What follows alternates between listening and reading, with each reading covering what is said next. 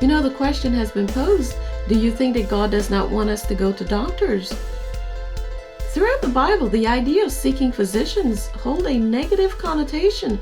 Those who argue contrary have gone so far as to contend that the Apostle Paul had Luke, the physician, by his side to care for his often infirmities. That is why he's called the beloved physician. Although the medical world esteems Luke as Saint Luke, the magnificent physician, very little is actually known of Luke other than what is recorded in the Bible, and nothing is said of Luke's medical skills.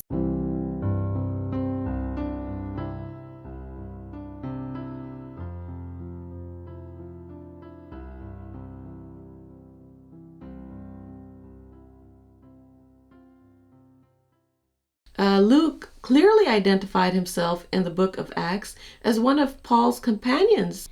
And after he had seen the vision, immediately we endeavored to go into Macedonia, assuredly gathering that the Lord had called us for to preach the gospel unto them. Luke said that the Lord had called us to preach, which is a clear indication that Luke became a preacher of the gospel.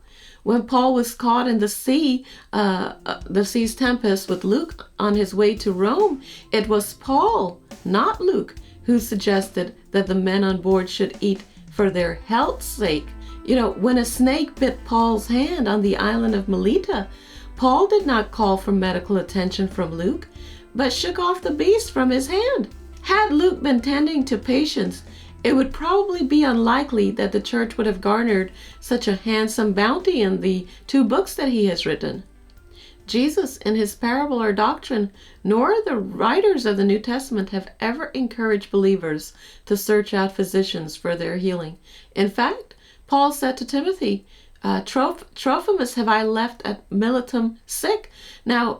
And in the same chapter, he noted that only Luke is with him.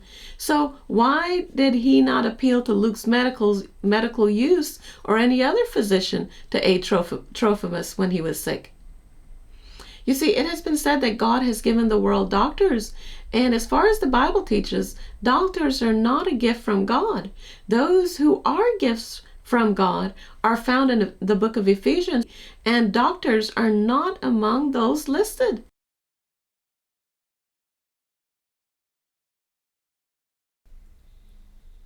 Reflecting today on the case of a poor woman who had continual pain in her stomach, I could not but remark the inexcusable negligence of most physicians in cases of this nature.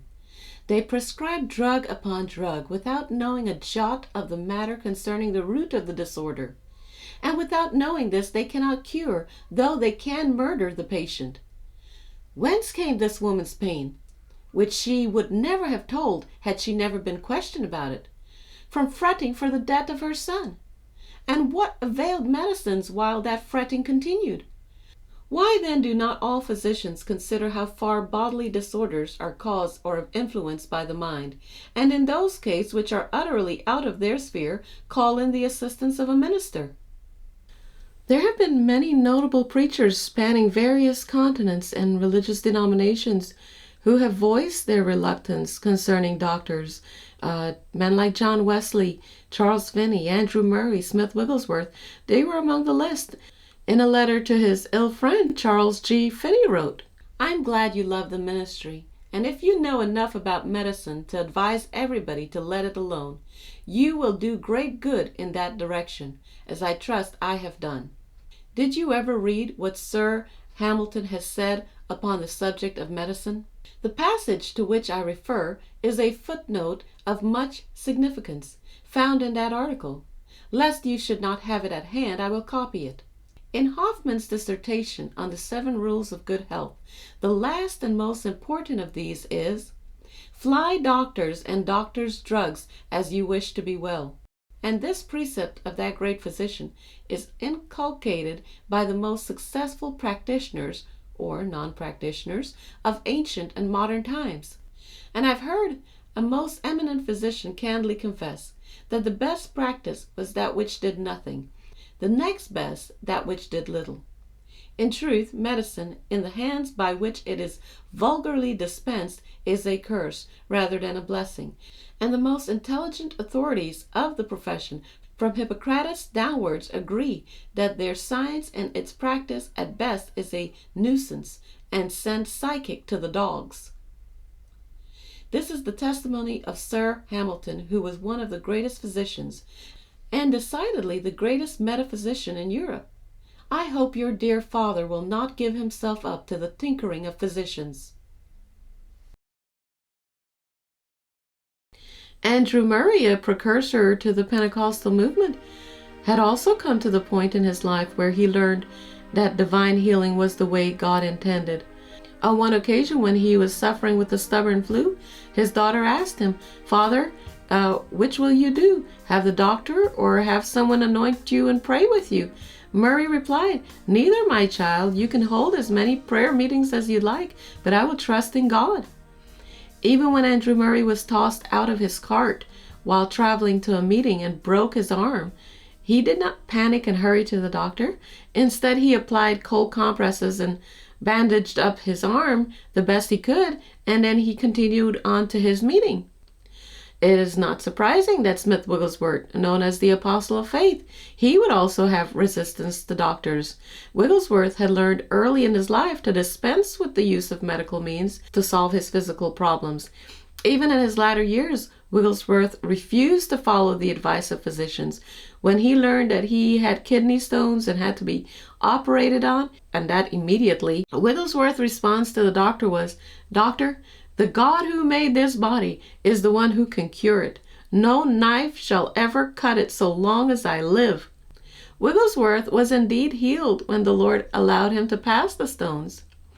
You see, I believe that Jesus was intending to take the power out of the hands of the physicians like he did when he took the power out of the hands of the court system by teaching his followers things like, "And if any man will sue thee at the law and take away thy coat, let him have thy cloak also." And when he teaches us, "Agree with your adversary quickly while you're in the way with him." So what power would the court system have over someone who obeys Jesus to this level? The answer would be zero. Jesus comes on the scene after men like Hippocrates and others of the medical profession who have to have lengthy study and training, and he ignores all those man-made qualifications and rules and simply grants every believer who is untrained in the arts of medicine and have little or no knowledge of how the body functions power to heal the sick.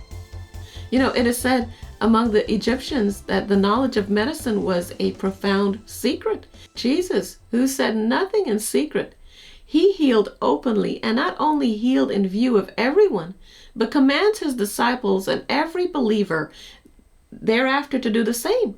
And I would like to add that this was to be done without charge, both for those ministering the healing and those in need of the healing.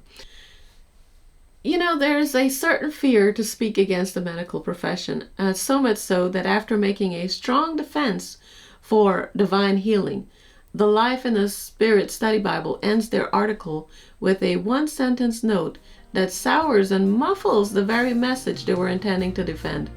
The Bible acknowledges the proper use of medical care.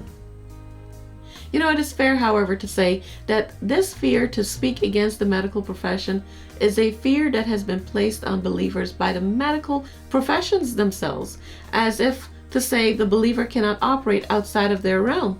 Yet I contend that Jesus has brought every believer out from under that bondage and gives the saints power to heal the sick. He was not expecting this to be done through the use of doctors and medicine, but through the arm of the church.